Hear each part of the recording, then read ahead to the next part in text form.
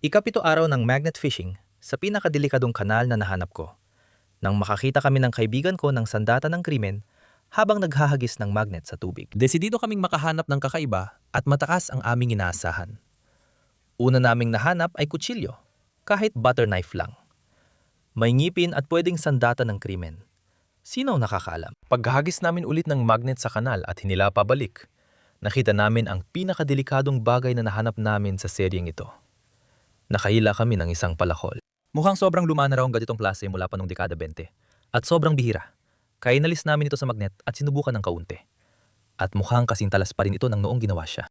Habang patuloy kaming naghahanap sa kanalang mas marami pang kakaibang bagay, inihagis ko ang magnet sa ikatlong pagkakataon sa tubig. Hinila ko ito pabalik. Sa pagkakataong yon, nakakuha kami ng malaking piraso ng bakal at isang t-shirt.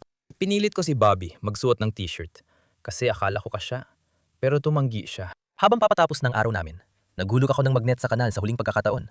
Halos sumabit na sa pader at syempre, sa pagkakataong yon, nakakuha ako ng kutsilyo na posibleng ginamit sa krimen.